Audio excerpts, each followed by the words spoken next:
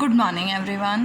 Today we will start our next chapter, that is chapter number 6, Gauss, Green's and Stokes theorem. So हमारी जो first exercise में आपके पास Gauss divergence theorem है, that is the relation between volume integral and surface integral.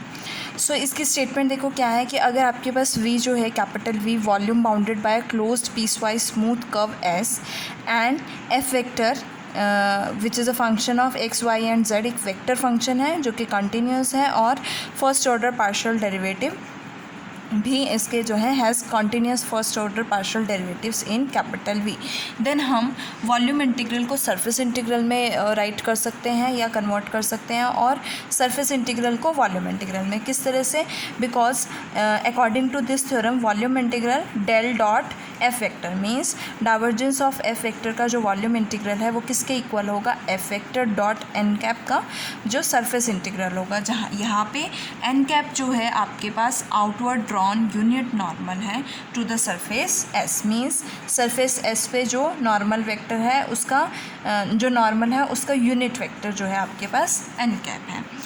Now इस theorem से हम जो है सरफेस इंटीग्रल को वॉल्यूम इंटीग्रल में चेंज कर सकते हैं और वॉल्यूम इंटीग्रल को सरफेस इंटीग्रल में चेंज कर सकते हैं. और वी कैन से दैट कि जो यहाँ पे f vector dot N cap है वो क्या है? नॉर्मल कंपोनेंट है एफ वेक्टर का.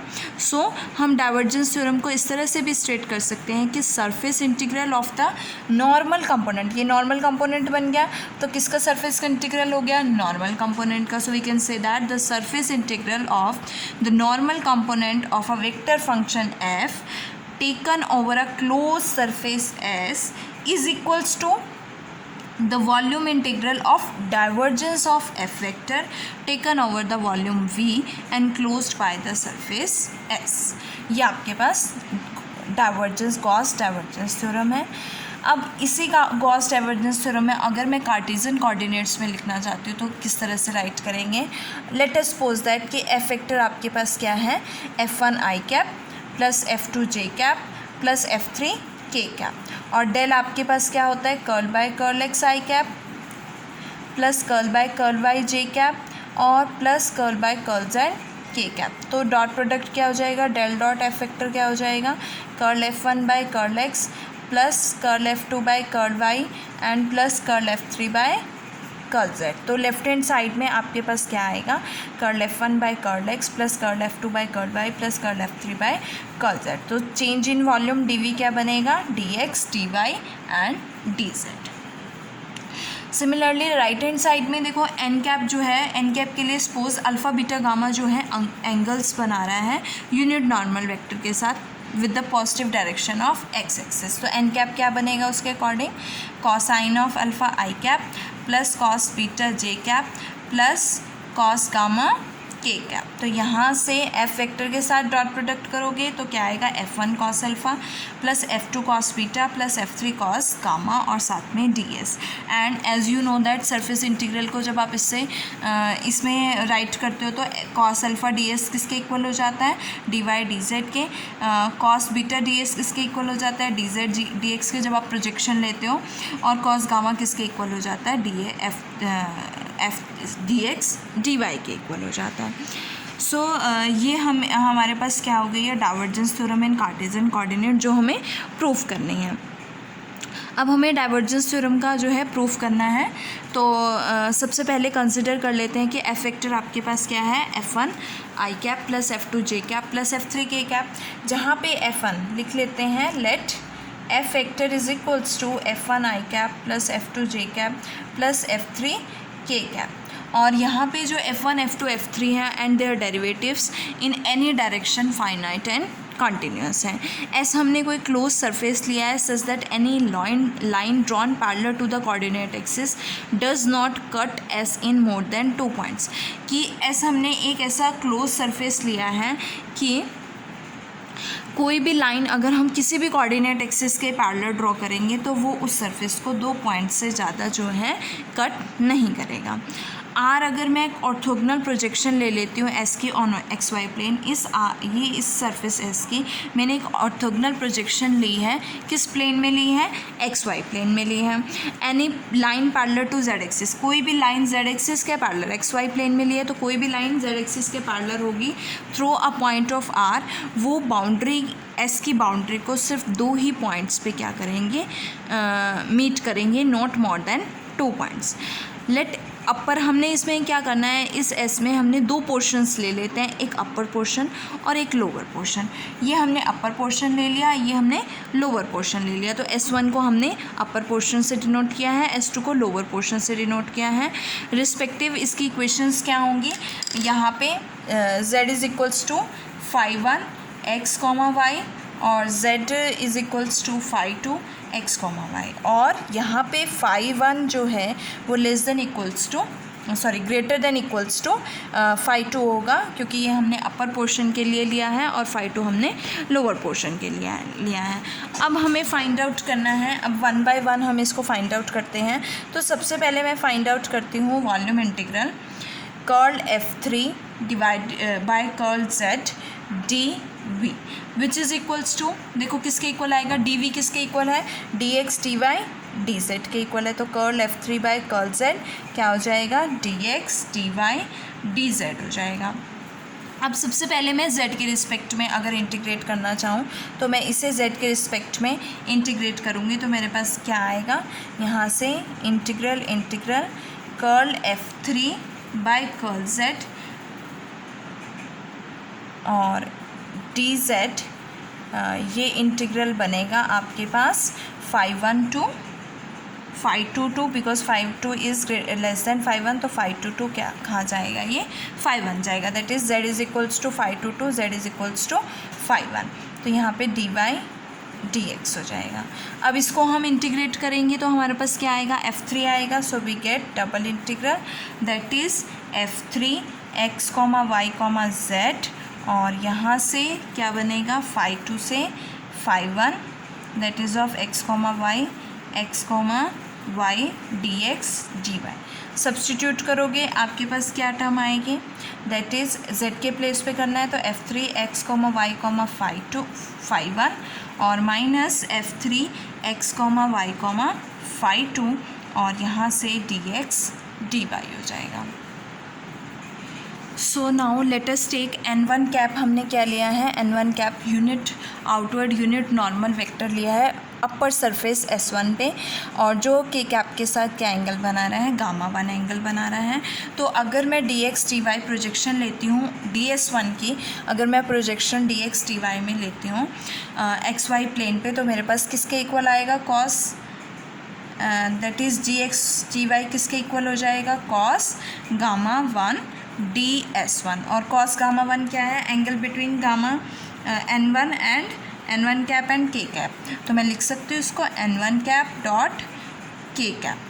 तो n1 cap dot k cap किसके इक्वल आएगा, cos गामा 1 के इक्वल आएगा, विच इज़ इक्वल्स इनटू ds1। तो dx dy की वैल्यू क्या हो जाएगी, n1 cap dot k cap ds1। अब मैं अगर n2 कैप जो है यूनिट नॉर्मल लेती हूँ, ये मैंने n2 कैप लिया है यूनिट नॉर्मल जो k कैप के साथ गामा 2 एंगल बनाएगा, तो ये एंगल क्या बनेगा, अगर ये गामा 2 है तो पाई माइनस गामा 2 हो जाएगा। तो यहाँ से मेरे पास dx dy किसके इक्वल हो जाएगा, ds2 cos pi minus gamma 2, और cos पाई माइनस गामा 2 क्या होगा, माइनस cos गामा 2 ds2, और cos गामा 2 की वैल्यू क्या बनेगी, k cap dot n2 cap ds2। दोनों वैल्यूज़ इसमें सब्सटीट्यूट करेंगे तो आपके पास क्या आएगा, इंटीग्रल ओवर S1 पे है, ये क्या बनेगा, F3 k cap dot n1 cap ds1 plus S2 पे F3 dot F3 into k cap dot n cap ds2। अब देखो दोनों सरफेसेस S1 और S2 हैं, हमने एक सरफेस S के 2 सरफेसेस लिए थे, 2 पोर्शंस लिए थे, अपर एंड लोअर पोर्शन। तो ये S1 और S2 कंबाइन होके हमारे पास क्या सरफेस देंगे, S सरफेस देंगे। तो हमारे पास किसके इक्वल होगा, integral S F3 k cap dot n cap ds। तो हमारे पास इस वॉल्यूम इंटीग्रल की वैल्यू क्या आ जाएगी, ये आ जाएगी।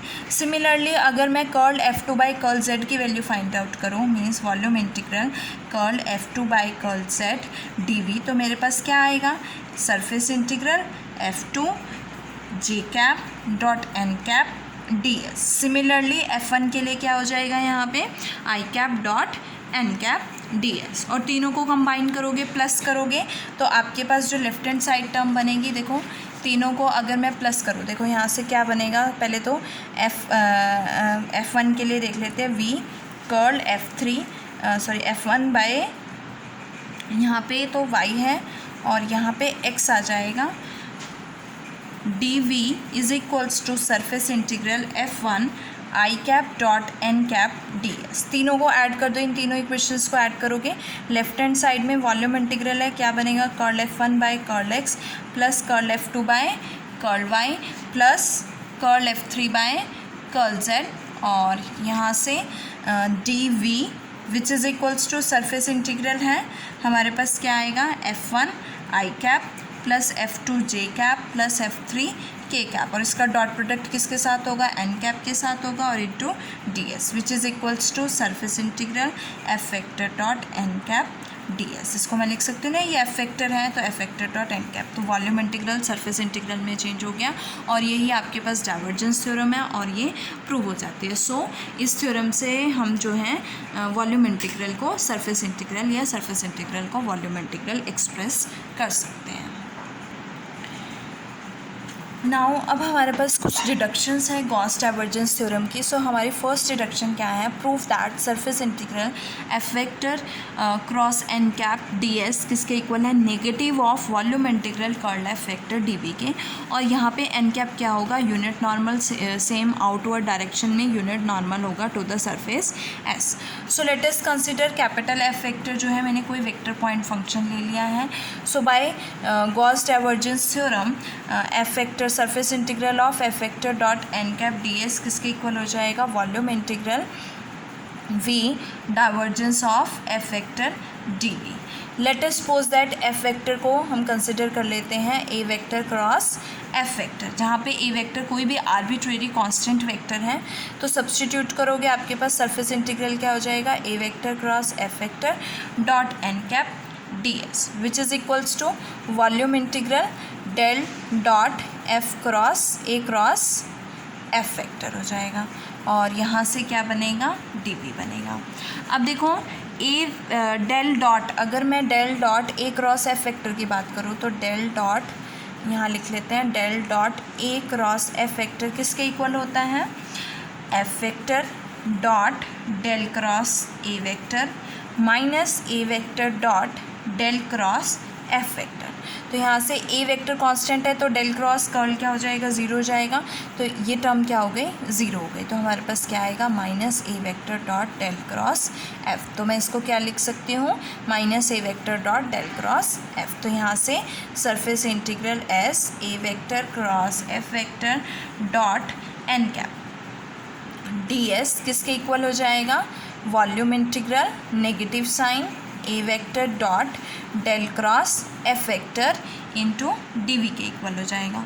अब यहाँ से मैं स्केलर ट्रिपल प्रोडक्ट से देखो साइक्लिक ऑर्डर में मैं इसे चेंज कर सकती हूँ। ए एफ एन कैप है, तो अगर मैं A cross F dot N cap है, स्केलर ट्रिपल प्रोडक्ट है, तो मैं इसको इस तरह से भी लिख सकती हूँ, A dot F cross N cap. तो इसको राइट कर लेते हैं, A vector dot F vector cross N cap D S is equals to same A dot negative of A dot del cross F vector D. अब A vector तो है आपके पास constant vector, तो मैं इसे बाहर ले सकती हूँ, इसे भी बाहर ले सकती हूँ, मतलब ए डॉट दिस हो जाएगा और ए डॉट दिस हो जाएगा। इस टर्म को अगर मैं लेफ्ट हैंड साइड में लेके आती हूँ तो मेरे पास क्या होगा, A vector dot integral surface integral A vector dot F vector cross N cap D S, और यहाँ से आपके पास क्या वैल्यू आएगी, plus volume integral del cross F vector D V is equals to zero. A vector constant है, zero नहीं हो सकता, तो ये टर्म क्या हो जाएगी, ज़ीरो हो जाएगी। और अगर ये टर्म ज़ीरो है तो इसे राइट हैंड साइड में लेके आओगे तो सरफेस इंटीग्रल एस यहाँ पे ए डॉट नहीं आएगा, वो हमने कॉमन ले लिया है। F vector cross N cap D S किसके इक्वल हो जाएगा, negative of volume integral del cross F vector D V के इक्वल हो जाएगा। और यही आपको प्रूव करना था। और यहाँ पे एन कैप क्या है, यूनिट नॉर्मल है in outward direction to surface S. So our next deduction is prove that volume integral f vector dot del phi dv किसके इक्वल होगा, surface integral phi f vector dot n cap ds minus volume integral phi divergence of f vector dv, जहाँ पे same n cap जो है unit normal है in outward direction to the surface s। So सबसे पहले तो हम divergence theorem का यूज़ करेंगे। गॉस डाइवर्जेंस एफ वेक्टर में कोई भी वेक्टर पॉइंट फंक्शन ले लेती हूँ, तो according to Gauss divergence theorem surface integral F vector dot N cap D S किसके इक्वल हो जाएगा, volume integral V divergence of V F vector D V के इक्वल। अब मुझे क्या फाइंड आउट करना है, ये प्रूव करना है। तो यहाँ पे मैं एफ वेक्टर को क्या कंसिडर कर लेती हूँ, फाई एफ वेक्टर। तो एफ वेक्टर को मैंने क्या कंसिडर किया है, phi into small F vector. तो यहाँ से अगर मैं वैल्यू सब्सटीट्यूट करूँगी तो surface integral phi F vector dot N cap D S which is equals to volume integral del dot phi F vector और डी वी। डेल ओपन करोगे तो आपके पास क्या आएगा, volume integral del dot F dot del phi plus phi del dot F आ जाएगा D V. तो सेपरेट करोगे, volume integral V F dot del phi D V हो जाएगा plus volume integral phi del dot F vector D V हो जाएगा। अब देखो ये क्या है, डाइवर्जेंस ऑफ एफ वेक्टर है, हमें किसकी वैल्यू फाइंड आउट करनी है, F vector dot del phi की। मीन्स इसको एक तरफ रख लेते हैं और इसको लेफ्ट हैंड साइड में ले जाएंगे। तो मेरे पास volume integral F vector dot del phi D V किसके इक्वल हो जाएगा, यहाँ से आपके पास क्या वैल्यू आएगी, surface integral phi F vector dot N cap D S minus volume integral phi del dot F vector D V के इक्वल। और यही आपका रिक्वायर्ड रिजल्ट है जो आपको प्रूव करना है। यहाँ पे phi F vector dot N cap है, तो यहाँ पे डेल डॉट एफ वेक्टर है, del dot F vector means divergence of F vector. So we can write it as surface integral phi F vector dot N cap D S minus volume integral volume integral over V phi divergence of F vector D V. ये आपका second deduction हो गई। Now last and third deduction is proof that surface integral phi n cap ds किसके equal होगा, volume integral gradient of phi dv के, where n cap same unit normal होगा drawn outward to the surface s। So इसके लिए consider कर लेते हैं F vector कोई वेक्टर पॉइंट फंक्शन है। तो बाय गॉस डाइवर्जेंस थ्योरम आपके पास जो वॉल्यूम इंटीग्रल सरफेस इंटीग्रल है F vector dot N cap D S किसके इक्वल हो जाएगा, volume integral of divergence of f vector that is del dot f vector dv where f vector is any vector point function taking f vector is equals to phi a vector और जहाँ पे a vector क्या है, कोई भी arbitrary constant vector है। तो substitute करेंगे, आपके पास क्या वैल्यू आएगी, surface integral phi a vector dot n cap ds is equals to volume integral del dot phi a vector हो जाएगा डी वी। तो डेल डॉट अप्लाई करोगे हमारे पास क्या आएगा, डेल डॉट फाई ए क्या बनेगा, del phi dot A vector plus phi del dot A vector हो जाएगा डी वी। और ए वेक्टर कांस्टेंट है तो डेल डॉट ए वेक्टर क्या हो जाएगा, ज़ीरो हो जाएगा। तो इट मीन्स ये पूरी की पूरी टर्म ज़ीरो हो जाएगी। तो मेरे पास क्या बनेगा, V del phi dot A vector D V. और डेल फाई डॉट प्रोडक्ट जो है कॉम्यूटेटिव होता है, तो हम इसे राइट कर सकते हैं A vector dot del phi D V. तो यहाँ से सेम ए वेक्टर जो है हम बाहर ले सकते हैं। तो यहाँ से हमारे पास क्या टर्म आएगी, A vector dot integral phi into N cap D S, because dot product जो है आपके पास वेक्टर क्वांटिटी के साथ ही होगा, एन कैप के साथ ही होगा, और ये क्या है, स्केलर है, तो फाई इंटू एन कैप लिखेंगे। यहाँ से A vector dot volume integral del phi D V हो जाएगा।